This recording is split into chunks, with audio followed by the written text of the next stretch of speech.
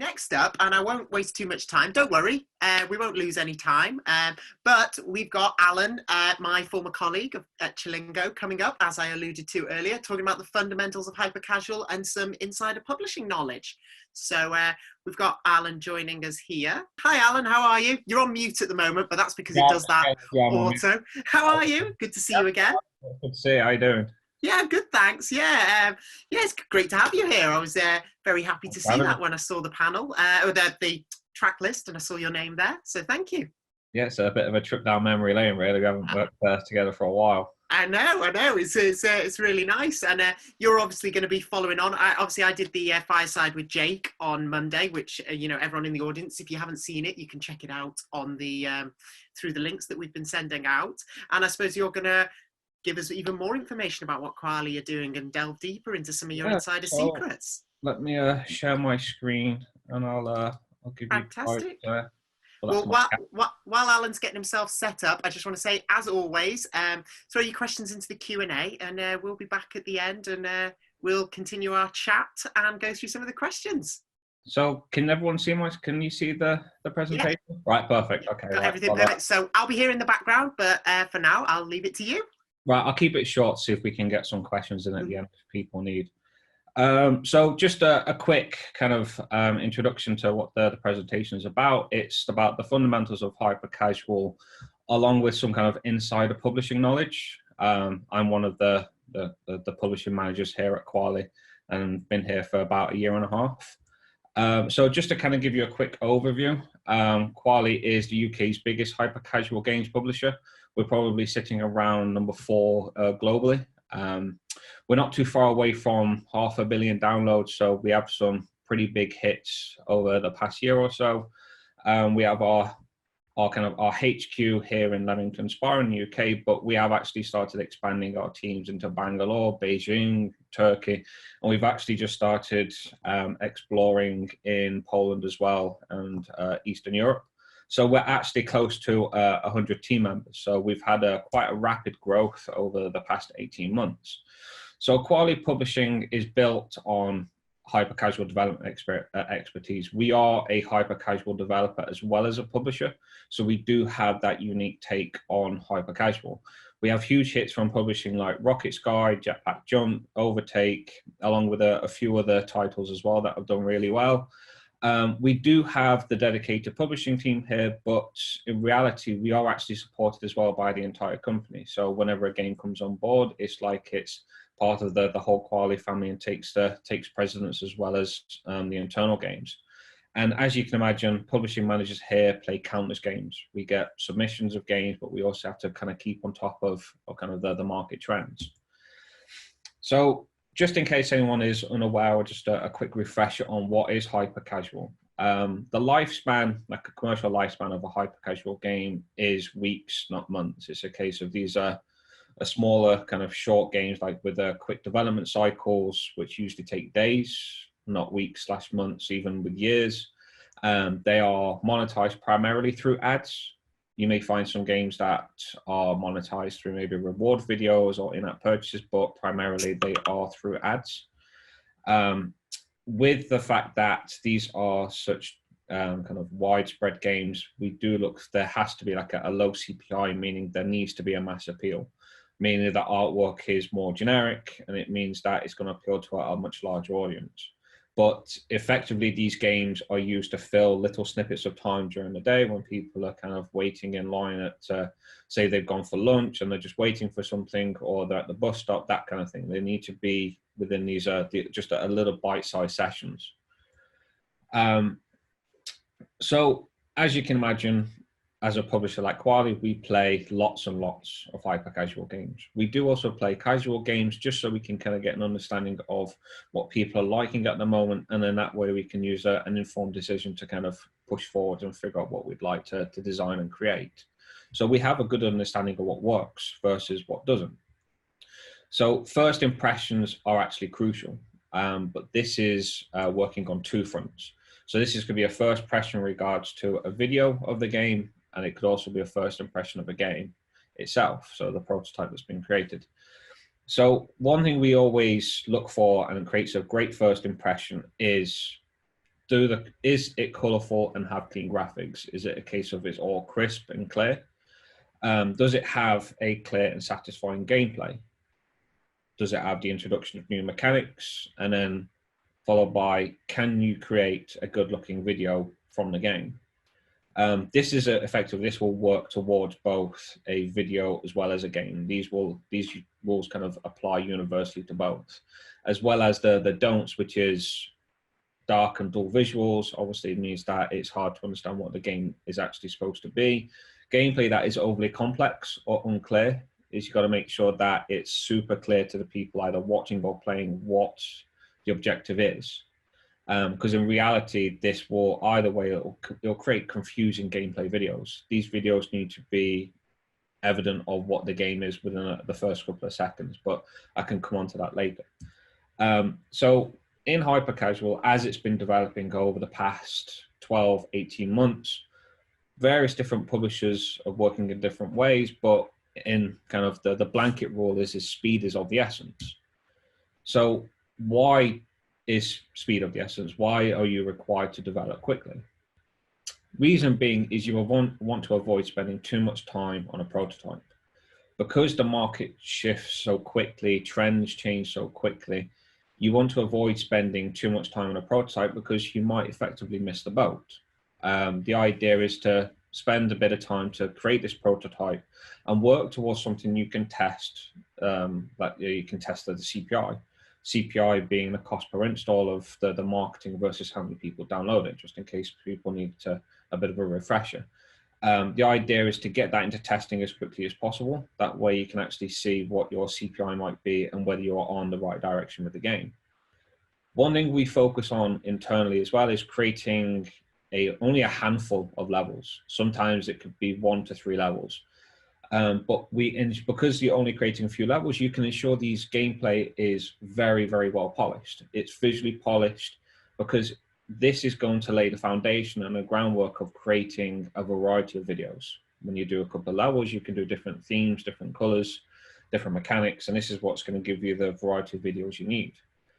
But one thing people should understand as well is understanding the depth of gameplay and interaction you want to put in at the start, because you don't want to be spending too much time making these games with super heavy gameplay elements. Hypercasual, it should be simple, but they should be dynamic. So with that being said, concentrate on the moments that you have within the game, those key moments that need to be visually and emotionally satisfying. These are the ones that are going to entice the players to continue playing for days on end. But understanding why the rush. So getting a game into testing as soon as possible will give you a baseline of your metrics, whether that is retention, CPI, or both. Because in doing so, it's going to allow you to make informed decisions. These decisions will allow you to understand, do I need to actually continue making this project? Is the CPI too high? Retention too low? Because a key fundamental of the way we work, a key pillar used by Kwalee, is learning to fail early. We all know that hyper-casual games, not every single one is going to be a success. So the best thing that we do is to test early to see if we're on the right track. And if not, we do the unfortunate nature of the hyper-casual beast and we kill it and we move on to something else. But another reason why we talk to developers about getting things done quickly and getting in touch with publishers earlier, because it gives you the ability to seek publishers' experience, gives you the option of seeking advice and kind of the coaching to help bolster the ideas you've got, because every developer out there has got a unique take on the game. So this is stuff that we love to hear. Kwalee as a publisher offers coaching right from the start. So this is something that we prize ourselves on, and the concept is for developers to take advantage of this. We talk with every developer, we give them feedback, and we give them coaching, even if it's just from a game idea through to something that is a lot more well polished. So this is something that we advocate to the developers. So a quick insider tip from the design team, and they are constantly doing this and asking themselves these questions every day when making games, is when you're making it, ask yourself these 3 questions. Do I get that little hit of dopamine, that little bit of excitement when I complete each level? Why would I want to play another level? And then finally, why would I want to come back the next day? These are 3 questions that if you keep asking yourself when you are doing this game development, over time, you will end up creating something that has a much higher retention and that has a really interesting and unique gameplay factor that will make people want to come back and play. So making videos is just as important for Hypercasual, because in reality, this ties into a CPI of a game. The lower the CPI, the better. So in essence, what does a good video look like? A good video has a clear and engaging, it's a clear and engaging video. And this is the secret, because in reality, from the video, the player needs to, the person who is watching the video needs to understand what the game is actually entailing. It's like, what is the game made of? What is its core function? And trying to explain that as quick as you can, as clear as you can. It may take some time, but this is probably the biggest fundamental of a good video. Something that we do internally, and I know that other publishers do, is understanding when you are creating these various different levels of your prototype. One thing we kind of stress is look at what your level 100 may be, or a much higher level. Because in reality, this level will start to include a lot of gameplay functions. And this will allow you to do these videos, which can show the people watching the videos what your game is going to look like if they were to stick around. So if it's, say, level 100 and they start playing, they go, right, I know the concept of if I stick around for 100 levels, this is the gameplay I can expect. This is something that you can entice them in with. But always with Hypercasual is the case of using bright colors. Always make the game, the videos look really attractive, really enticing. It's really hit home on what makes your game special. But in doing so, it means you can actually get really creative and you can really go to out of the box thinking. So get fun, get creative. It's something we have an entire team dedicated internally to see what works. Hypercasual, no one has any idea. There's no secret formula to what makes or what's going to be the most successful video for the campaign. But in reality, we test hundreds of videos per game to see if we can find something that works. So you can try funny videos, jokey videos, failing videos. These have always worked and resonated really well with the people that are watching. So these are the users that you're after. Failing videos are a great way of enticing people because they may get even slightly frustrated watching your video of someone failing over and over again. And it starts to resonate with them on a mental part with thinking, actually, I could do much better than that, which then leads them into downloading the game and then playing the game, which hopefully will then mean to kind of trigger a lower CPI. But you can also try different backgrounds. You can use like green screens to kind of put images, even memes behind it. And in reality, these can be relevant to the game or completely irrelevant. For example, you might have a surfing game. You could easily do like a surfing picture or like a water picture behind the videos just to kind of accentuate what the game is about. But then you could go completely the other way and just have a random image of space. So all of these is always worth trying because no one knows what this magical combination is going to be for this specific game. So test as many as you can and come up with as many as you can. And this is where we can come in and help kind of guide what we feel could work for the game or what might not, and help with those testing. And something that we do as well internally is exploring snippets of real life footage at the starts of the video. Say, for example, you might have a basketball video. You might have a really funny clip of a little baby trying to dunk the basketball and the whole thing falling over, and then it moves into what your game is of a basketball game. So it kind of catches the eye of the user because it's something that's quite funny, or it's kind of the kind of interested and kind of intrigued to see what this original video is and what it's going to turn into. But a very, very good rule that we use here, and it's an inside tip from the creative team, is use the 5-second rule. When creating marketing videos, always ensure something exciting happens within the first 3 to 5 seconds. This is what's going to grab people's attention. breaking it down on an analytics standpoint is you would be very surprised of the percentage of people who watch only the first 5 seconds to the amount of people who watch 15 seconds to 30 seconds. It is a rapid drop. So in reality, it's you need to grab that user's attention within those first 3 to 5 seconds, because inevitably they may be scrolling through a social media platform and you only have a couple of seconds to grab their attention. So make those videos, those first 3 to 5 seconds, really, really exciting to grab their attention for them to go, actually, you know what, this looks quite fun. I want to go and play this game. So obviously we can move now. So that's covering the video aspect, and we can now look at what about the gameplay of the prototypes themselves.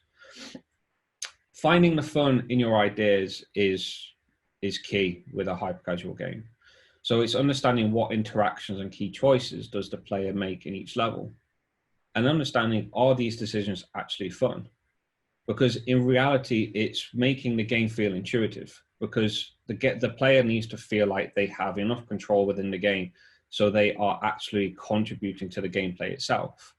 If these choices are on a more railroad type-esque choices, it means that they have a lot less control, and it means they are less likely to keep being engaged. So in reality, it's finding that sweet spot that gives them just enough control within the game to feel that they are contributing to something and actually playing the game themselves, over just being moved along from level to level. But again, this big part of finding, does the user get that little rush of dopamine, that rush of excitement when completing the level or successfully mastering a mechanic? A game could have various mechanics in it, and obviously you introduce them over time. But once you start to master those mechanics, is it one of those mechanics that's intuitive enough that you feel, actually, you know what, I've actually got quite good at something that's a little bit more on the difficult side? This is quite important, and a lot of time, this is something that we took a lot of time with one of our games called Bake It. It's a case we spent quite a bit of extensive testing internally to make sure that when you are creating the batter and you are using it around the screen, does it feel as though that I'm actually contributing? And once I've finished, was it a satisfying moment? So when you find these moments, the case of you need to showcase them. So finding key moments is crucial, but the idea from here is accentuating them further to make the experience of the game more exciting. Because in reality, you could have found like a really nice mechanic, but then the idea is to start building on this mechanic. And from doing so, from people's game design and obviously understanding what works and what doesn't, is players as well as publishers and other of us, we all love creativity and originality. So whatever makes your game special, make the players aware of it immediately. This is something that you've been working hard on. This is something that you are proud of. It's a case of, if you've got a really nice key moment in there, give it to the player straight away. Make them know that this is what's going to be the kind of the core fundamental part of the game. Because in reality, this core mechanic is going to lay that foundation for new mechanics. And these don't need to be massive new mechanics either. These can just be small additions into the game that just kind of add layers upon the core mechanic. Take and Bake It, again, as an example, is the first main key aspect is drawing the shape and allowing it to bake. But then from there, you then have the icing, the sprinkles, and then the decoration part. And these are just all small things that are integrated into the game and kind of showcased to the user within a couple of levels. The idea is that it means that the user thinks that over each couple of levels that a new mechanic is going to be introduced. So just an insider tip from the game design team. And it's something that when I first started was something that was kind of hammered home to me as well, is to understand some good game design is the best way to go about it is play lots and lots of hyper-casual games. This is one of the best ways to find out what makes the successful game successful. I was always told, get a piece of paper, get a pad, get a pen, and play lots and lots of games and write out what traits that they have, what's making them successful. And the more you play them and the more that you're writing down, you'll quickly pick up on what's actually starting to make these games work, what's making them successful, what's actually keeping the user engaged within these games to continue coming back to play day upon day.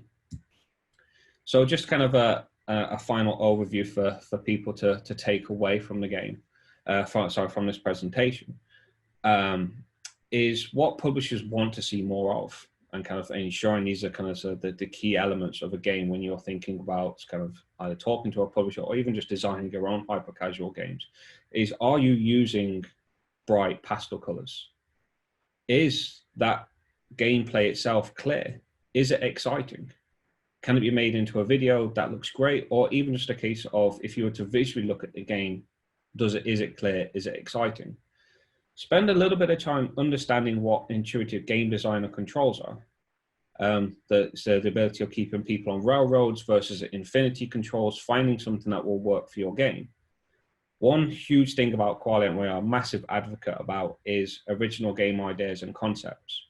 We're a studio who rely on internal teams, not even just a design team. We have the whole company itself contribute to the game design and game ideas of the company. So the idea is spend time brainstorming new ideas, original concepts, because if when you bring this to the market, it's something that people haven't seen.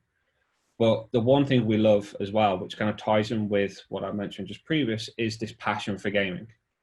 We love games. And in reality, this is what we love to see from developers, is that they are passionate about their games. We understand that these games are their babies. This is something that they've spent time, money, effort. We love to see the passion you have for your games.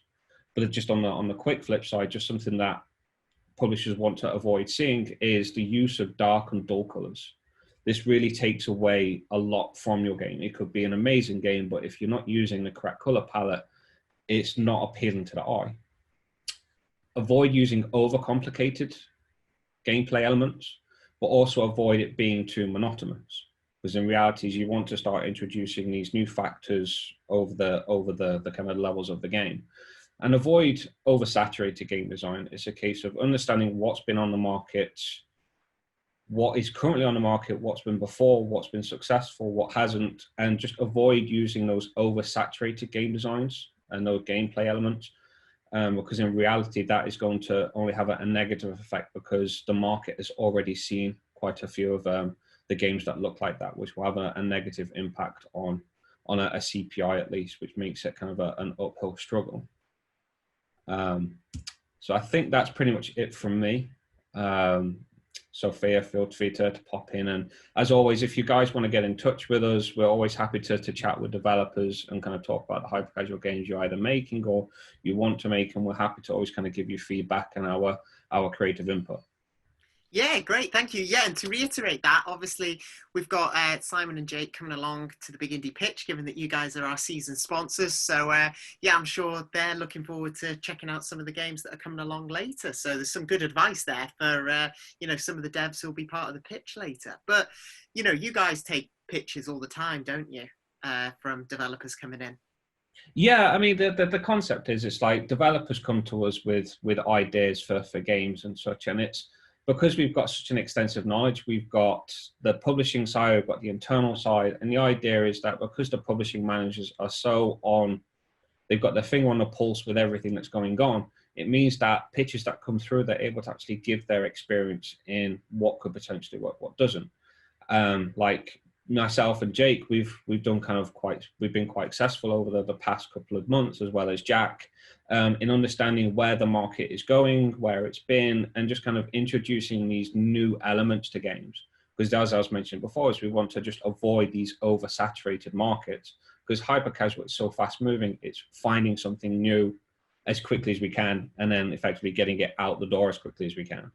Yeah, actually, before we go into the Q&A, a question from my side that I think will be interesting to everyone, which is something that me and Jake touched on but didn't quite go into fully, but I thought I could ask you, is how often do you guys see something that, that isn't quite currently working as it is, but it has something and you know how to get it there? I mean, it's an interesting question from my end, because obviously the market's shifting so quickly that surely you have to know that you can not only fix it, but fix it fast.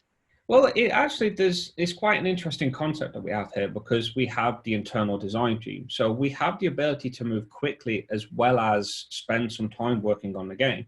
It's because we've had games that have been released quite recent, that we received them much earlier in the year, but we have spent a lot of time working with this developer, working on iterations of the game, getting them into testing, batches of videos, because in reality, when we are signing a game or we feel a game has potential, it's not only the publishing side they get access to, it's they start to get access to our actual internal teams as well. So we start to bring in like the analytics team who can look at a game, figure out, is there any sticking points? Are there any issues, any drop-off points? The marketing team and creatives, they'll make batches of new videos to see if we can bring down the CPI and improve it. But one of the key aspects of Kwalee that makes it quite unique is the design team here are so avid and wanting to be part of the publishing side, is they are so keen to give their feedback on games. And these are guys that have been making hit games like Jetpack Jump, Shootout 3D. Gabriel is one of the latest designers, and his first pitch to Kwalee was Off the Rails, which was a #1 hit. And these guys are just so interested and passionate about working with these developers. So it doesn't matter if it's a case of we have to do it quickly or kind of a prolonged period of time.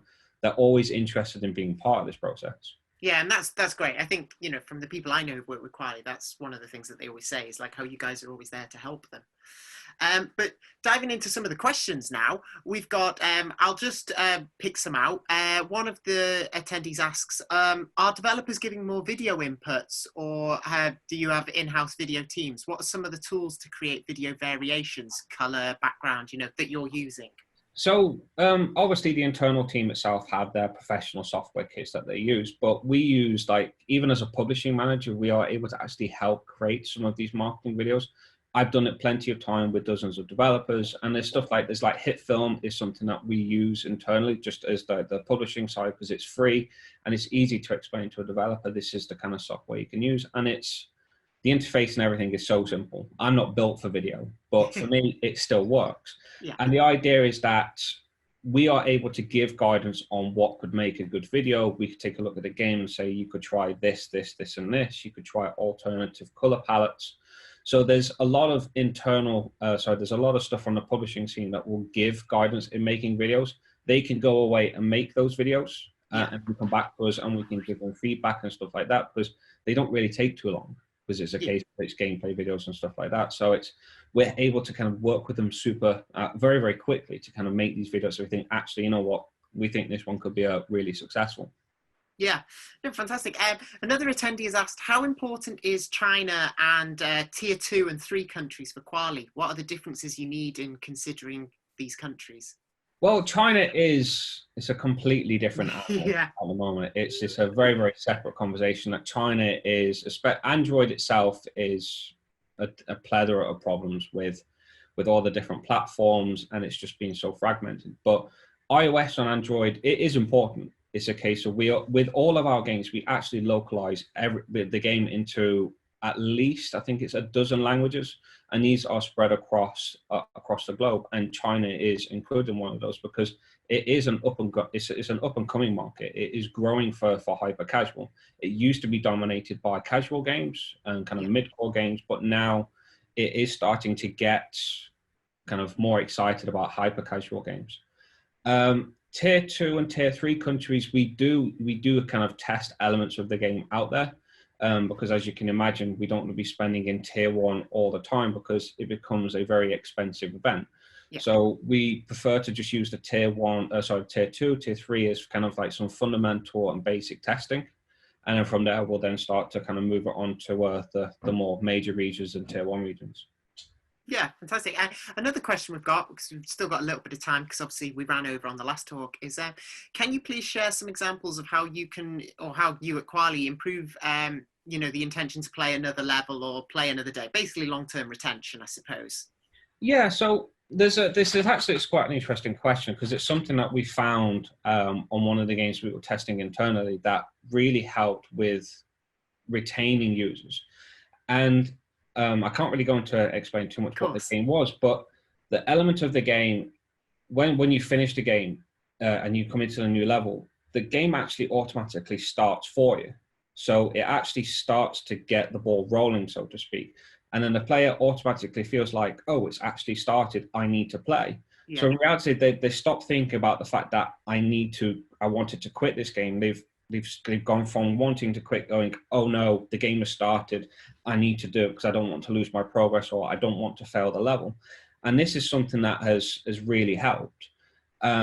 But we also do a lot of A/B testing as well internally, which means that we have this element to try out new things within the game to actually see if it actually works with helping retain the users.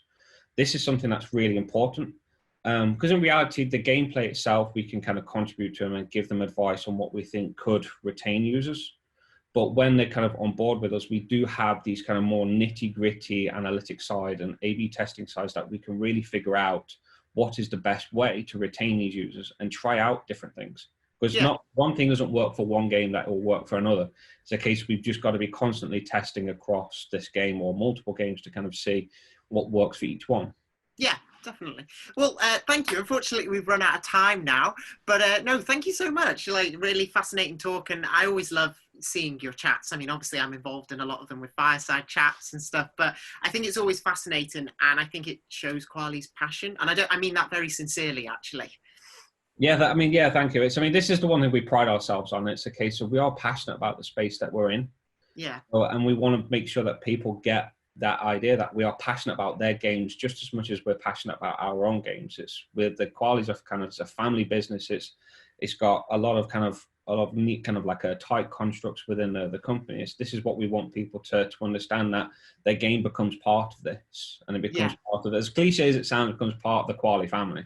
Yeah, exactly. Yeah, and I think that's lovely. So I think, hopefully you've enticed even more developers, and I'm looking forward to seeing some of them at the pitch later on this afternoon. All right, that's brilliant. Thank you. No, thanks, and great to see you again. It was great to see you again as well. Yeah. All right. Thanks, Alan. All right, take care. Bye.